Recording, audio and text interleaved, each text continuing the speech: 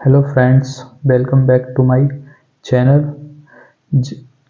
इस सेशन में हम पढ़ रहे हैं मिडाइवल हिस्ट्री और आज का हमारा टॉपिक होने वाला है तुर्की आक्रमण। जैसे कि आप यहाँ पर देख पा रहे होंगे, इससे पहले के टॉपिक हम पिछली वीडियो में जो पिछली कुछ वीडियो हुई हैं उनमें डिस्कस कर चुके हैं। जिन भी लोगों ने वह वीडियो नहीं देखी है तो उन वीडियो को जाकर देख लीजिए। आपके जो पिछले टॉपिक हैं वो अच्छे से क्लियर हो जाएंगे। तो चलिए आज का जो वीडियो है वो उसे स्टार्ट करते हैं। तो सबसे पहला टॉपिक है हमारा तुर्की आक्रमण।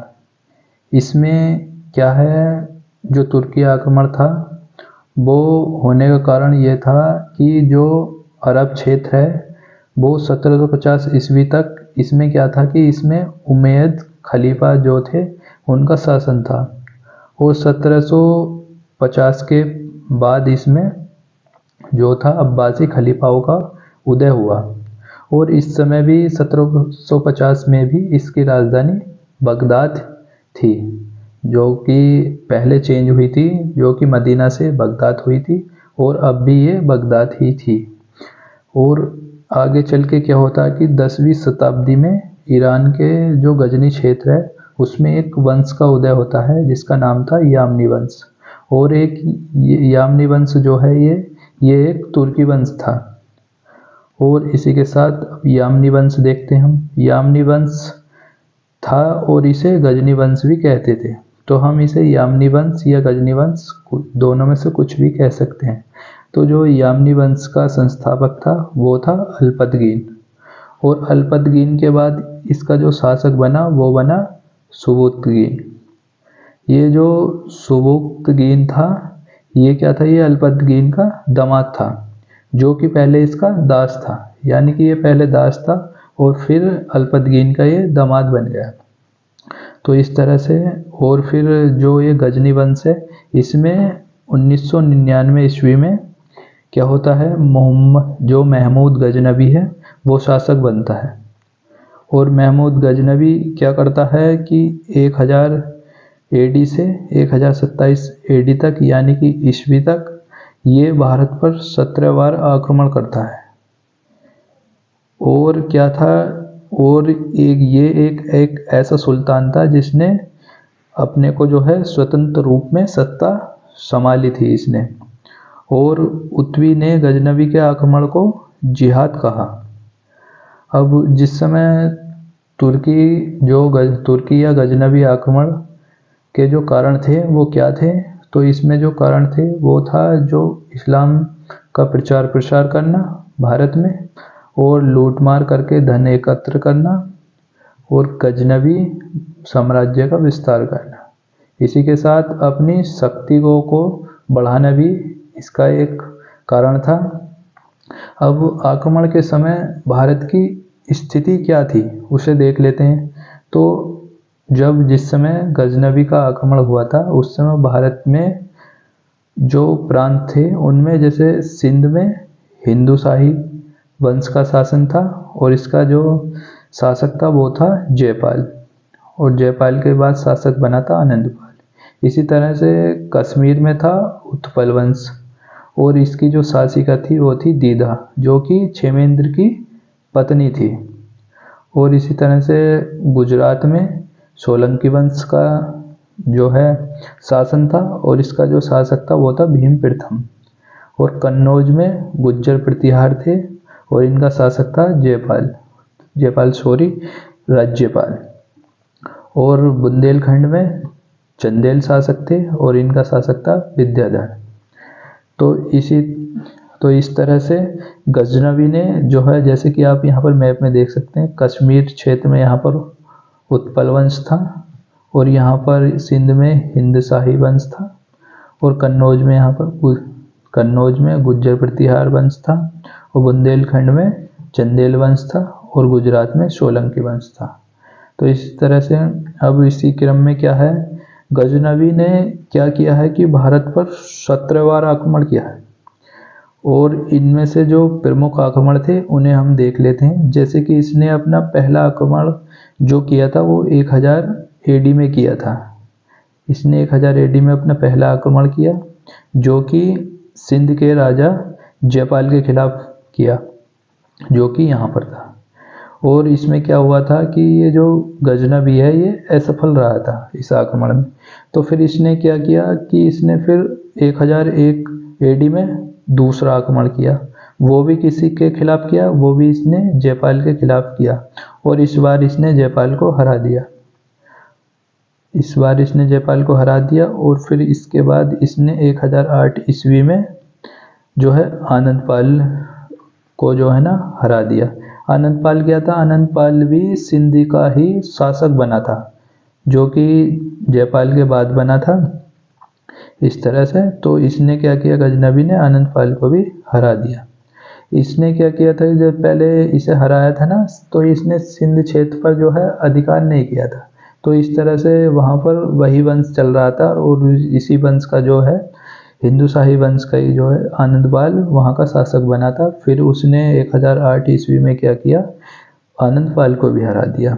और इसी के साथ इसने 1015 ईस्वी में जो है वहाँ पर फिर एक आक्रमण किया, जो कि गजनबी और रानी दीदा के साथ हुआ था, जो कि कहाँ की शासिका थी? कश्मीर की। यहाँ पर आप देख सकते हैं कश्मीर की शासिका थी, और इन दोनों के बीच में ये युद्ध हुआ। अब आगे बढ़ते हैं। यहाँ पर फिर इसने 1025 ईस्वी में 16वां आक्रमण किया, जो कि कहाँ पर किया? सोमनाथ मंदिर पर। ये वेरी मोस्ट क्वेश्चन है, ये वेरी मोस्ट, ये एग्जाम में बार बार आता है क्वेश्चन इस पर, ये वेरी मोस्ट है। तो इस समय जो है ना इसने 1025 ईस्वी में सोमनाथ मंदिर पर आक्रमण किया, जो कि इसका 16वां आक्रमण था। और इस समय यहाँ का शासक जो था वो भीम प्रथम था। तो इस तरह से अब बात कर लेते हैं आगे। 1027 ईस्वी में इसने अपना अंतिम आक्रमण किया था, जो कि जाट समुदाय के खिलाफ किया था। अब इसने जाट समुदाय के खिलाफ जो आक्रमण किया था वो क्यों किया था? तो जब ये 1025 ईस्वी में जब इसने सोमनाथ मंदिर पर आक्रमण किया था, तो ये बहुत सारा धन और वहाँ का जो हीरे जवाहरात, जो सोना वगैरह लूट कर ले जा रहा था रास्ते में। तो क्या हुआ कि जाटों ने इसे, गजनबी को से जो है ना वो सारा जो लूट का जो था माल था, जो हीरे जवाहरात वगैरह, जो सोना वगैरह था, वो छीन लिया था। तो और इसे जो है ना ऐसे खाली हाथ भगा दिया था वहाँ से जाटों ने। तो फिर क्या हुआ, इसने क्या किया कि फिर 1027 ईस्वी में जो फिर जाटों के जो जाट समुदाय है उसी के खिलाफ आक्रमण कर दिया, और ये इसका अंतिम आक्रमण था। तो इस तरह से अब जो महमूद गजनबी के से जुड़ी हुई जो टॉपिक से जुड़े हुए जो नोट है उसे देख लेते हैं। तो इसने क्या है, जो तुर्कियों की राजभाषा थी वो फारसी थी, और जो भारत में इस समय भारत में फारसी भाषा का प्रसार हुआ, यानी कि जो गजनबी भारत में आया तो वो अपनी फारसी भाषा भी लेकर आया। तो इस तरह से भारत में जो फारसी भाषा है उसका प्रसार हुआ। अब जो देख लेते हैं कि जो गजनबी के समय कुछ विद्वान थे, तो वो विद्वान थे, एक थे फिरदौसी और उत्वी थे, और इसी के साथ अलबरूनी थे। तो इसमें क्या था, जो फिरदौसी थे उनकी प्रमुख पुस्तक थी शाहनामा। इसमें गजनबी ने क्या किया था, इसमें जो फिरदौसी हैं इन्होंने गजनबी की प्रशंसा में शायरी लिखी थी। लेकिन क्या हुआ था कि जो गजनबी ने जो एक पुस्तक लिखने के लिए कहा था फिरदौसी से, और उन्होंने कहा कि आप जितने ज़्यादा मतलब कि उसमें अच्छे शब्द लिखेंगे, मतलब कि तो जितने ज़्यादा कविताएं लिखेंगे तो हम आपको उतनी ही स्वर्ण मुद्राएं देंगे। तो इन्होंने अपनी दिन रात एक करके, मतलब कि दिन रात लिख के अच्छी से अच्छी कविताएं, शायरी वगैरह लिखी, शायरी। तो उसके बाद क्या होता है कि इन्होंने जो महमूद गजनबी थे, इन्हें जो फिरदौसी ने पुस्तक दे दी, तो उन्हें वो अच्छी भी लगी, लेकिन जितनी शायरी लिखी हुई थी उन्हें उतनी स्वर्ण मुद्राएं नहीं दी गई, बल्कि कम दी गई। तो इससे फिरदौसी ने इससे जो है वो दुखी हुए। तो उन्होंने महमूद गजनबी से कहा कि इस बुक में जो किताब लिखी है मैंने शायरी की, इसमें कुछ लिखने से रह गया, तो मैं इसे कंप्लीट करके आपको जो है ना दोबारा इसमें कुछ चीज़ें और लिख के मैं आपको बाद में दूंगा। तो उनसे जो है ये फिरदौसी उस किताब ले लेते हैं गजनवी से, और फिर बाद में क्या करते हैं कि उसके जो पहले तो जो शायरी लिखी गई थी प्रशंसा में वो तो लिखी गई, लेकिन उसके बाद उसके अंत में जो फिरदौसी के लिए जो है निंदा शब्द और उस शायरी में मतलब कि गालियाँ वगैरह भी लिखी। तो इससे क्या हुआ, फिर उसके बाद उन्होंने ये अपनी पुस्तक जो है ना वो जो उन्होंने लिखी थी वो गजनवी को दे दी। तो इसके बाद जब उसने वो पुस्तक पढ़ी, उसने पहले अपनी प्रशंसा देखी और बाद में क्या देखा, अपनी निंदा देखी। तो क्या हुआ, इससे गजनवी को अपने जो उसने किया था, जो इनाम उसने बोला था वो नहीं दे पाने के कारण पछतावा हुआ, और फिर बाद में उसने उन्हें स्वर्ण मुद्राएं दी फिरदौसी को।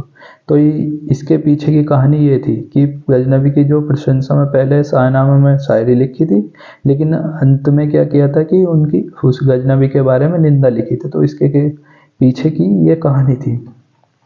अब जो गजनवी के ये जो फिरदौसी थे ये दरबारी कवि नहीं थे। तो एग्ज़ाम में क्वेश्चन आ जाए कि जैसे कि फिरदौसी गजनवी के दरबारी कवि थे, तो ये कथन गलत होगा, क्योंकि जो गजनवी के दरबारी कवि फिरदौसी नहीं थे।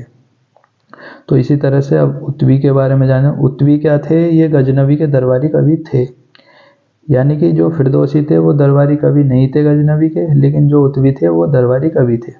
और गजनवी ने महमूद गजनवी है उसके आक्रमण को जिहाद बताया है, जैसे कि हम पीछे पढ़ भी चुके हैं। जो उत्वी है उन्होंने गजनवी के आक्रमण को जिहाद बताया। और इसके बाद हैं अलवरूनी। अलवरूनी की एक पुस्तक है तहकीक हिंद। इसमें क्या है, जो तहकीक हिंद पुस्तक है इसमें भारतीय समाज का वर्णन है। तो क्वेश्चन आ जाता है कि तहकीक हिंद में क्या लिखा हुआ है, तो उसमें आ जाता है तो उसका आंसर है भारतीय समाज का वर्णन। तो इस तरह से अब बात कर लेते हैं जो फिर उसके बाद यहाँ महमूद गजनवी के बाद फिर दूसरा आक्रमण होता है। दूसरा जो सेकंड तुर्की आक्रमण है वो होता है गोरी का। तो गोरी अब क्या होता है कि 12वीं शताब्दी में यहाँ पर अफगानिस्तान के क्षेत्र में एक वंश का उदय होता है जिसका नाम है गौर वंश। तो जब गौर वंश की नींव पड़ती है और इसकी स्थापना जो करता है वो करता है अलाउद्दीन। तो इस तरह से अलाउद्दीन जो है इसकी स्थापना करता है और गोरी इसका शासक बनता है 1173 ईस्वी में। 1173 ईस्वी में शासक बनने के बाद गोरी 1175 ईस्वी में अपना पहला आक्रमण करता है, जो करता है मुल्तान पर। यानी कि गोरी 1173 में शासक बना और 1175 ईस्वी में 2 साल बाद अपना पहला आक्रमण मुल्तान पर करता है। और जिस समय और इसके बाद फिर जब भारत पर आक्रमण करता है, अब हम देख लेते हैं कि जब गोरी का आक्रमण हुआ था भारत पर, उस समय भारत की स्थिति क्या थी। तो भारत की जो कन्नौज में भारत की स्थिति में जो है, भारत में जिस समय आक्रमण हुआ था गजनवी का, उस समय कन्नौज में तो गहड़वाल वंश था और दिल्ली में चौहान वंश था और गुजरात में सोलंकी वंश था। और इनके शासक थे, जैसे कि कन्नौज में गहड़वाल वंश था और इसके शासक थे जयचंद। इसी तरह से दिल्ली में चौहान वंश था, चौहानों का शासन था और इनके जो शासक थे वो पृथ्वीराज तृतीय थे। इन्हें ही पृथ्वीराज चौहान कहा जाता है। अब इसके बाद है गुजरात। गुजरात में सोलंकी वंश था और इसके शासक थे सोलंकी वंश के भीम द्वितीय। तो इस तरह से जो इसके बाद जो गोरी आक्रमण करता है वो करता है गुजरात पर। यहाँ पर देख सकते हैं 1178 ईस्वी में गुजरात पर आक्रमण करता है गोरी। और ये जो आक्रमण था वो सोलंकी वंश के भीम द्वितीय और गोरी के बीच में था। इसमें क्या होता है कि गोरी पराजित हो जाता है, जो भीम द्वितीय हैं वो गोरी को पराजित कर देते हैं। अब इसके बाद बात कर लेते हैं दिल्ली का। दिल्ली के बारे में। दिल्ली में जब चौहानों का शासन था तो गौरी आक्रमण करता है 1191 ईस्वी में, जो कि तराइन का प्रथम युद्ध था या तराइन की लड़ाई। और ये जो हुई थी पृथ्वीराज तृतीय यानी पृथ्वीराज चौहान और गौरी के बीच में। और इसमें क्या हुआ था कि गौरी पराजित हो गया था। इसमें पृथ्वीराज चौहान ने गौरी को पराजित कर दिया था। और इसके बाद फिर 1192 ईस्वी में गौरी द्वितीय आक्रमण करता है और ये लड़ाई भी तराइन की लड़ाई थी, लेकिन ये द्वितीय लड़ाई थी। तो इस तरह से ये भी द्वितीय तराइन की लड़ाई कहलाई। तो इस तरह से, और ये लड़ाई भी किसके बीच में हुई? पृथ्वीराज तृतीय और गौरी के बीच में। और इसमें क्या हुआ? इसमें गौरी जो है जीत गया। इसने पृथ्वीराज चौहान को हरा दिया और जो है गौरी जीत गया। तो इस तरह से इसने दिल्ली पर अपना कब्जा कर लिया। अब इसके बाद बात कर लेते हैं। अब जो गौरी के जीतने का कारण था वो यही था कि जो जयचंद था कन्नौज में गहड़वाल वंश का शासक, इसने क्या किया थी? गौरी को दिल्ली पर आक्रमण करने के लिए आमंत्रित किया था। और जिस समय गौरी ने दिल्ली पर आक्रमण किया था तो जयचंद ने उसका साथ दिया था, जिस कारण से क्या हुआ कि पृथ्वीराज चौहान गौरी से हार गए। और फिर क्या हुआ? इसने जो है धोखा दिया था उन्हें, पृथ्वीराज चौहान को। तो क्या हुआ कि फिर गौरी ने पहले तो दिल्ली को जीत लिया। दिल्ली के बाद फिर 1194 ईस्वी में चंदावर की लड़ाई में जयचंद को भी हरा दिया। अब इस तरह से इसने पहले दिल्ली पर अधिकार कर लिया गौरी ने, और फिर उसके बाद 1194 ईस्वी में इसने कन्नौज पर भी अधिकार कर लिया, जिसमें इसने जयचंद को हरा दिया था। अब इसके बाद जो बात कर लेते हैं कुछ एक गौरी का। जब इस समय गौरी भारत आया था तो उस समय गौरी के साथ गौरी का एक सेनापति था जिसका नाम था बख्तियार खिलजी। और इसने क्या किया था कि इसने नालंदा और नालंदा व विक्रमशिला विश्वविद्यालय था उसे क्या किया था कि नष्ट करवा दिया था। तो इसने बिहार और बंगाल का अभियान किया था। तो उसी समय इसने क्या किया था कि नालंदा और विक्रमशिला विश्वविद्यालय को नष्ट करवा दिया था। तो ये भी वेरी इम्पोर्टेंट पॉइंट है कि ये क्वेश्चन आता है, बहुत बार आया हुआ है कि नालंदा विश्वविद्यालय को किसने नष्ट करवाया था? तो वो बख्तियार खिलजी था, जो कि गौरी का सेनापति था। तो इस तरह से अब इसके बाद जो है गौरी के उत्तराधिकारी देख लेते हैं। जो 1206 तक जो था गौरी का जो है साम्राज्य जो है गजनी क्षेत्र और सिंध क्षेत्र और भारतीय क्षेत्र तक फैल चुका था। और इसने क्या किया था कि जो अलग अलग क्षेत्र का जो अधिकार है वो अलग अलग शासकों को दिया, जिसमें कि इसने गजनी क्षेत्र जो फैला हुआ था ये ईरान और अफगानिस्तान का क्षेत्र था। और इसका जो इसने शासन दिया था वो यालदूज को दिया था। और इसी तरह से जो सिंध क्षेत्र में इसने कुआचों को जो है बैठाया शासन करने के लिए। और जो भारतीय क्षेत्र है इसमें इसने ऐबक को भेजा शासन करने के लिए। तो इस तरह से अब जिसके जो है आगे की बात हम अगली वीडियो में करेंगे। तो वीडियो को यहीं तक रखते हैं। अगर वीडियो अच्छी लगी तो वीडियो को लाइक करें और कमेंट में बताना कि वीडियो कैसी लगी। तो फिर मिलते हैं किसी और नेक्स्ट वीडियो में, तब तक के लिए धन्यवाद।